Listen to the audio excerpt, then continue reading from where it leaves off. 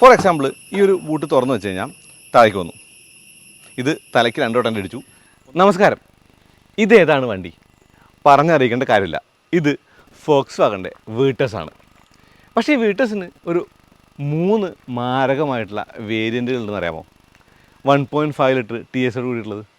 അതിന് നമുക്ക് GT എന്നും GT പ്ലസ് എന്നും GT എഡ്ജ് എന്നും വിളിക്കാം. GTയുടെ മുകളിൽ പ്ലസ്, പ്ലസിൻ്റെ മുകളിൽ എഡ്ജ്. അപ്പോൾ ഇത് GT എഡ്ജാണ്. കുറച്ച് ദിവസമായിട്ട് വണ്ടി ഞാൻ ഓടിക്കുന്നുണ്ട്. അങ്ങനെ ഓടിച്ച ആ ഒരു സ്ഥിതിക്ക് ഇതിൻ്റെ കുറച്ച് പ്രോസ് ആൻഡ് കോൺസ് പറയാം. വണ്ടി വാങ്ങാൻ പോകുന്ന ആൾക്ക് ഒരു ഉപകാരമായിക്കോട്ടെ, അല്ലെങ്കിൽ ആ ഒരു ഉപകാരത്തിൽപ്പെട്ടോട്ടെ. അപ്പോൾ എന്തായാലും വണ്ടി പ്രാന്തൻ്റെ പുതിയ വീട്ടിലുള്ള സാധനം ഇത് വീട്ടസിൻ്റെ GT എഡ്ജാണ്.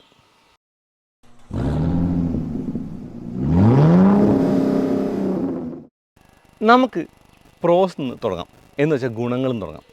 ആദ്യ ഗുണം എന്ന് പറയുന്നത് ഇതിൻ്റെ എഞ്ചിനാണ്. ഈ വണ്ടിക്ക് എക്സ്പ്ലോസീവ് ആയിട്ടുള്ള 1.5 ലിറ്റർ TS ചെയ്യാം. ഓക്കെ, 4 സിലിണ്ടറാണിത്. ഇത് 4 സിലിണ്ടറാണെന്ന് പറയുമ്പോൾ ഇതിൻ്റെ സിലിണ്ടർ ഡീആക്ടിവേറ്റ് ടെക്ക് ഉണ്ട്. സിലിണ്ടർ ഡീആക്ടിവേറ്റ് ടെക്ക് എന്ന് വെച്ചാൽ 2 സിലിണ്ടറുകൾ കട്ട് ഓഫ് ആവും. നമ്മൾ ആ ഒരു എന്താ പറയുക, മെല്ലെ ഓടിക്കുമ്പോൾ ക്രൂസ് ചെയ്യുമ്പോൾ മൈലേജിന് വേണ്ടിയിട്ട്. അല്ലെങ്കിൽ ഫ്യൂൽ കൊടുക്കില്ല, അല്ലെങ്കിൽ ആ ഒരു സിലിണ്ടറിൽ ഫയർ ഇല്ല എന്നുള്ളൂ. അപ്പോൾ ആ ഒരു ഗുണമായിട്ട് കാണാം. കൂടാതെ ഇതിൻ്റെ കൂടെ എന്ന് പറയുന്നത് നമുക്ക് ആ ഒരു റിഫൈൻമെൻറ്റ് കിട്ടുന്നുണ്ട്, ആ ഒരു ഫൺ കിട്ടുന്നുണ്ട്, അങ്ങനെയുള്ള ആ ഒരു കാര്യങ്ങളൊക്കെ തന്നെ ഉണ്ട്. വെൽ റിഫൈൻഡ് ആയിട്ടുള്ള അത്യാവശ്യം നല്ല റിവ്യൂ ചെയ്യുന്ന ഒരു ടർബോ പെട്രോൾ എഞ്ചിൻ. അതാണ് ഇതിൻ്റെ ആദ്യ അല്ലെങ്കിൽ ആദ്യ ഗുണം എന്നുള്ളതാണ്. അടുത്ത ഗുണം എന്ന് പറയുന്നത് ഇതിൻ്റെ കൂടെ മേറ്റ് ചെയ്തിട്ടുള്ള ഗിയർ ബോക്സുകളാണ്. ഒരു 6 സ്പീഡ് മാനുവലും ഒരു 7 സ്പീഡ് DSGയും. അപ്പോൾ അതൊരു ഗുണമായിട്ട് പറയുമ്പോഴും അതിലൊരു ചെറിയ ദോഷം കൂടി പറയണം. അപ്പോൾ സിറ്റി ഡ്രൈവിൽ ആ ഒരു DSG ഒരു ഇത്തിരി ആ ഒരു എന്താ പറയുക, ഒരു ലാഗി ആയിട്ട് തോന്നും ചിലപ്പോഴെങ്കിലും. പിന്നെ ഓവർടേക്ക് ചെയ്യുന്ന സമയത്ത് നമ്മൾ ഇത്തിരി സ്ലോയിലാണെങ്കിൽ ചവിട്ടി കഴിഞ്ഞാൽ എടുത്തു പോകാനായിട്ട് ഒത്തിരി ബുദ്ധിമുട്ട് തോന്നും. ആ 2 കാര്യങ്ങൾ വേണമെങ്കിൽ നമുക്കൊരു ഗുണമല്ലായ്മയായിട്ട് കാണാം. എന്നാലും DSGയും ആ ഒരു മാനുവൽ ഗിയർ ബോക്സ് എന്നുള്ളത് വലിയ ഗുണമാണ് എന്നുള്ളതാണ്. വീട്ടസിൻ്റെ മൊത്തത്തിലുള്ള ഗുണമായിട്ട് തന്നെ കാണാട്ടോ, അതിൻ്റെ വലിപ്പമാണ്. തീർത്തും വലിയൊരു സെഡാനാണ് ഈ ഒരു വീട്ടസ് എന്നുള്ളതാണ്. ഈ സെഡാൻ്റെ അളവുകളും അല്ലെങ്കിൽ ഒരു ബോഡി ലൈൻസും ഈ കാണുന്ന ഭംഗിയൊക്കെ തന്നെയും ഇതിൻ്റെ ഒരു വലിയ ഗുണമാണ്. ഇതിൻ്റെ ആ ഒരു ഫ്രണ്ട് എന്ന് പറയുന്നത് തീർത്തും ഭംഗിയാണ് കാണാനായിട്ട്. നല്ല ലൈറ്റാണ്, നല്ല ഗ്രില്ലാണ്, ആ വലിയ ലോഗോ ഏടാമ ക്രോമിൻ്റെ ഇൻസെർട്ടുകൾ. അങ്ങനെ പറയുമ്പോൾ ഈ ക്രോമിൻ്റെ ഇൻസെർട്ടുകളും ആ ഒരു പിയാനോ ബ്ലാക്ക് ഫിനിഷൊക്കെ അങ്ങോട്ടും ഇങ്ങോട്ടും മാറിയിട്ടാണ് ഈ ഒരു വേരിയൻറ്റുകൾ മാറുന്നത്. ഈ ഒരു മിററിൻ്റെ ഉള്ളിൽ കാണുന്ന ആ ഒരു എന്താ പറയുക, ഇൻഡിക്കേറ്റർ, GT എന്നുള്ള ബാഡ്ജിങ് എല്ലാം മനോഹരമായിട്ട് കാണാം. അല്ലെങ്കിൽ ഒരു ഡിസൈൻ എലമെൻറ്റുകളൊക്കെ തന്നെയും ഒരു ഗുണമായിട്ട് കാണാവുന്ന കാര്യമാണ് എന്നുള്ളതാണ്. ഈ വലിപ്പത്തെക്കുറിച്ച് പറയുമ്പോൾ പറയേണ്ടുന്നൊരു കാര്യം എന്ന് പറയുന്നത് ഇതിൻ്റെ പിൻഭാഗത്തുള്ള ഒരു ഉയർന്നു നിൽക്കുന്ന രൂപമാണ്. അതൊരിത്തിരി ഗുണമല്ലായ്മയായിട്ട് വേണമെങ്കിൽ കാണാൻ പറ്റും. കാരണം ആ ഒരു ഗ്രൗണ്ട് ക്ലിയറൻസിൻ്റെ ഒരു ഗുണമുണ്ടെങ്കിലും ശരിക്കും SUVകൾക്ക് സമാനമായിട്ടുള്ള കോമ്പാക്ട് SUVകൾക്ക് സമാനമായിട്ടുള്ള ഒരു ബോഡി റോഡിലേക്ക് ഫീൽ ചെയ്യാനായിട്ട് ആ ഒരു ഉയരം കാരണമാകുന്നുണ്ട് എന്നുള്ളതാണ്. അതൊരു ഗുണമാണോ ദോഷമാണോ നിങ്ങൾ താഴെ കമൻറ്റ് ചെയ്യും. പലരും പാടിപ്പതിഞ്ഞൊരു കാര്യം നമുക്കൊരു ഗുണമായിട്ട് കാണാവുന്ന കാര്യമാണ്. അത് ഈ ഡോറിൻ്റെ തഡ് ഉണ്ടോ, ഈ ഒരു യൂറോപ്യൻ തഡ് എന്നുള്ള കാര്യമാണ്. ഇതിൻ്റെ മുകളിൽ കയറി നിന്നിട്ടൊക്കെയാണ് ശരിക്കും വണ്ടിയുടെ സേഫ്റ്റിയെക്കുറിച്ചൊക്കെ ഡെമോൺസ്ട്രേറ്റ് ചെയ്തിരുന്നത് പണ്ട് പോളോ ആയിരുന്നപ്പോൾ. ഇപ്പോൾ അത് കാണാറില്ല. എന്നാലും ഇതൊരു 5 സ്റ്റാർ സേഫ്റ്റിയുള്ള വെഹിക്കിളാണ്. അതിൻ്റെ കാര്യം നമുക്ക് ഈ ബോഡി പാനലൊക്കെ കാണാം, ഫ്ലെക്സി ഇല്ല. അതുമാത്രമല്ല ഒരു പ്രോപ്പർ തഡോട് കൂടിയാണ് അത് ക്ലോസ് ആവുന്നത് കേട്ടോ. അടുത്തൊരു കാര്യമെന്ന് പറയുന്നത് ബൂട്ടിനെ കുറിച്ചാണ്. ഈ ബൂട്ടിനെ ഞാൻ ഗുണദോഷ സമ്മിശ്രം എന്ന് പറയും. ഫോർ എക്സാമ്പിൾ ഈ ഒരു ബൂട്ട് തുറന്നു വെച്ച് കഴിഞ്ഞാൽ താഴേക്ക് വന്നു. ഇത് തലയ്ക്ക് 2 വട്ടം അടിച്ചു. ഒന്ന് അമർത്തി പൊക്കി വെക്കണം, എന്നാലേ ഇരിക്കുള്ളൂ എന്നുള്ളതാണ് ഇതിൻ്റെ ആ ഒരു ദോഷം. പക്ഷേ ഗുണമെന്ന് പറയുന്നത് 521 ലിറ്ററോളം ബൂട്ട് സ്പേസ് ഉണ്ട് എന്നുള്ളതാണ് കേട്ടോ. വലിയ ബൂട്ടാണ്. അത്യാവശ്യം സാധനങ്ങളൊക്കെ കൊണ്ടുവയ്ക്കാനും അത്യാവശ്യം എന്തൊക്കെ ലഗേജ് കൊണ്ടുപോകാനും പറ്റിയ ഒരു ബൂട്ടെന്ന് നിസ്സംശയം പറയാം. അതൊരു ഗുണമാണ്. കൂടാതെ ഒരു പ്ലാസ്റ്റിക് പീസ് അധികം നീറ്റായിട്ട് തോന്നി. പിന്നെ നമുക്ക് ഈ വണ്ടിയിൽ കാണുന്ന ഒരു വലിയ ഗുണം എന്ന് പറയുന്നത് സീറ്റ് മറച്ചിടുക എന്നുള്ളതാണ്. അങ്ങനെ സീറ്റ് മറച്ചിട്ടാൽ കുറച്ച് നീളം കൂടിയ സംഗതികളൊക്കെ വെച്ച് കൊണ്ടുപോകാനായിട്ടുള്ള ഓപ്ഷൻസ് ഉണ്ട്. സബ് ഊഫറിനകത്ത് കാണാം. അത്യാവശ്യം നീറ്റായിട്ടുള്ള ഒരു ബൂട്ട് ഏരിയയാണ് ഈ ഒരു വീട്ടസിൻ്റെ. വീട്ടസിൽ ഞാൻ കണ്ട ഏറ്റവും വലിയ ഗുണമെന്ന് പറയുന്നത് സ്പേസ് ആണ്. ഇതിൻ്റെ ബാക്ക് സീറ്റിൽ ഇഷ്ടംപോലെ സ്പേസ് ഉണ്ട്. ഇപ്പോൾ ഈ ഒരു ലെഗ് റൂം നോക്കിയേ, നീ റൂം നോക്കിയേ, ഈ ഒരു ഹെഡ് റൂം നോക്കിയേ. ഇങ്ങനെ വയ്ക്കുമ്പോൾ ഹെഡ് മുട്ടുന്ന പ്രശ്നമൊന്നുമില്ല. തീർത്തും നല്ല തൈ സപ്പോർട്ടുള്ള, നല്ല ലെഗ് റൂമുള്ള, നല്ല ഹെഡ് റൂമുള്ള ഒരു വലിയ ബാക്ക് സീറ്റാണ്. 5 പേർക്ക് സുഖമായിട്ടിരിക്കാനുള്ള കാര്യമുണ്ട്. 5 സീറ്റ് ബെൽറ്റ് ഉണ്ട്, എയറിയാണ്, സൺറൂഫുകളുണ്ട്. കൂടാതെ ഇവിടെ ഒരു ലൈറ്റൊക്കെ കാണാം. ഈ ലൈറ്റുകൾ നമുക്ക് ഇൻഡിപെൻഡൻ്റ് ആയിട്ട് ഓഫ് ചെയ്യാൻ ഓൺ ചെയ്യാനുള്ള ഓപ്ഷനുകളൊക്കെ ഗുണമായിട്ട് കാണാം.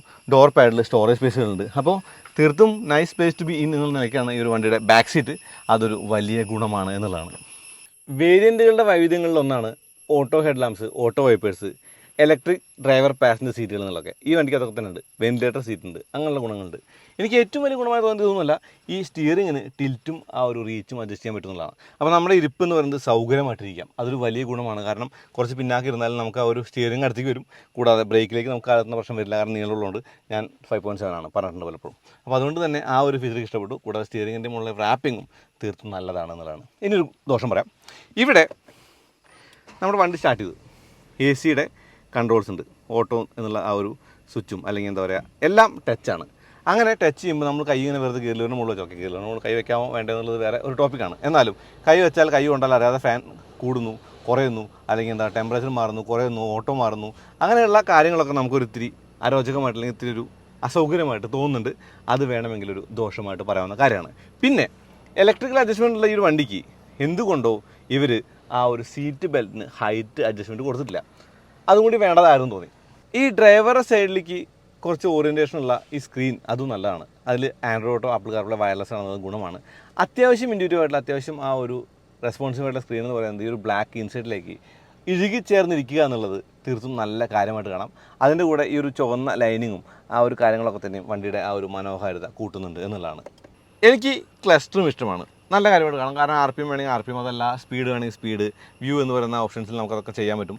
ഒരുപാട് ഓപ്ഷൻസ് ഉണ്ട്. ഡോർ ഓപ്പണിംഗ് എല്ലാം കാണാം. അത്യാവശ്യം നല്ലൊരു ഡിജിറ്റൽ ക്ലസ്റ്ററാണത്.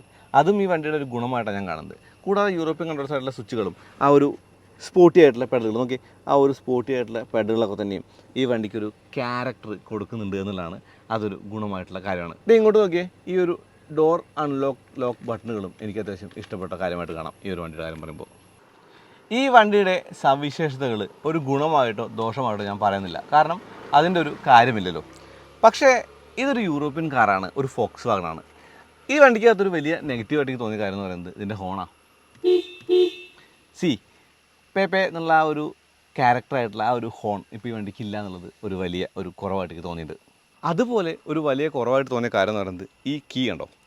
പഴയ പോളോയിലൊക്കെ ഈ കീയുടെ ബട്ടൺ ഞെക്കി പിടിച്ചാൽ ഈ വിൻഡോകൾ കയറും, അൺലോക്ക് ഞെക്കി പിടിച്ചാൽ താഴും. പക്ഷേ ഇപ്പോൾ ഓട്ടോ അപ്പ് ആൻഡ് ഡൗൺ എന്ന് പറയുന്നത് ഡ്രൈവർ സൈഡിൽ മാത്രമേ ഉള്ളൂ എന്നുള്ളൊരു കുറവാണ്.